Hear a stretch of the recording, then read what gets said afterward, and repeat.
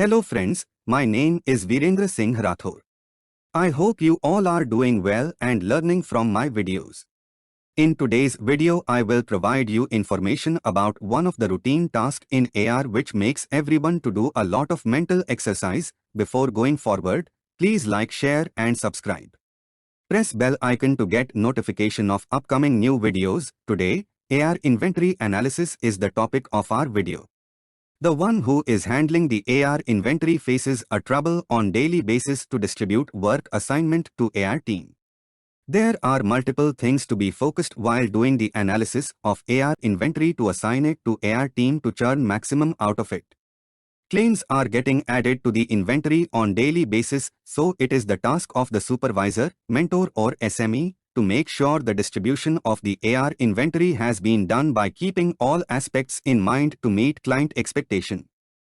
AR inventory analysis is the most important part that will help to make the strategy on how can you start working on the inventory and how many resources are required to complete the inventory in a specific time period. It helps to complete a higher amount of work within a minimum amount of time. It is a difficult task when you are trying for the first time and requires AR knowledge as well to identify trends, but once it is prepared, then based on the strength of your team members, you can allocate the claims and complete them within the given time frame.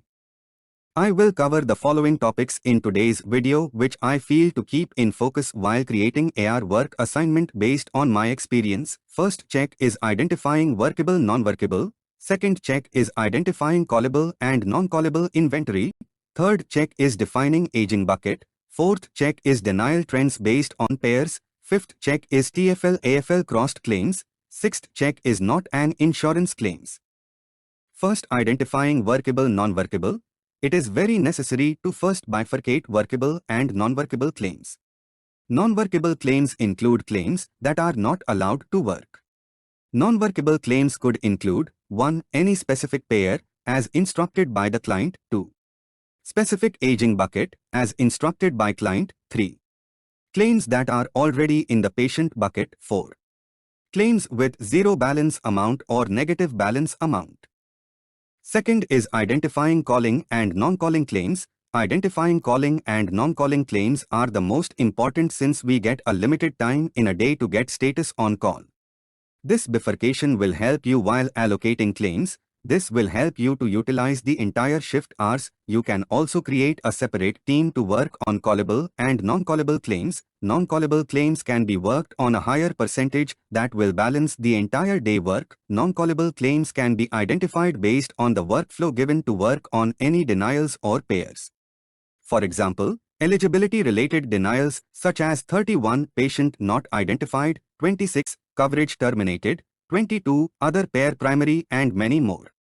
These denials can be worked directly through the website if website access is available. Non-callable claims can also include claims where website access is available and you can utilize the website to get claim status. These are some examples, but based on the workflow, you can identify which claims will require calling or not.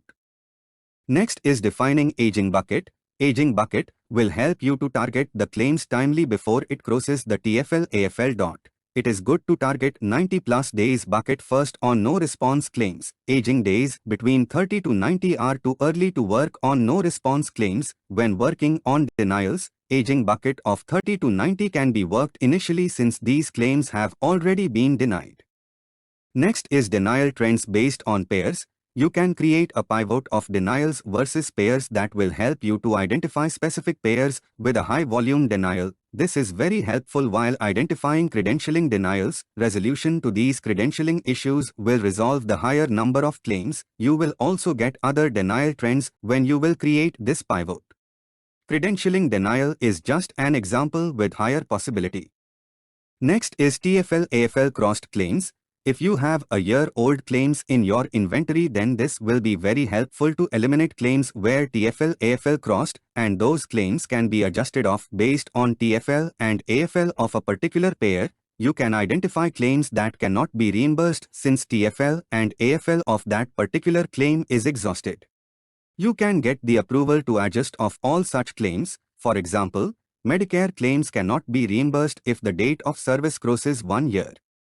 Taking any action on that particular claim after 1 year will not work and that claim needs to be adjusted off. Next is not an insurance claims. You can identify pairs that are not an insurance from your inventory list. To identify such pairs, you will need to check the insurance name. Sometimes, by reading the name you can identify that this is not an insurance. The volume of such claims will not be much higher, but it will definitely help to remove this small volume quickly. These claims can be released to the patient or billed to another active insurance. Thanks for watching my video. Please like, share and subscribe.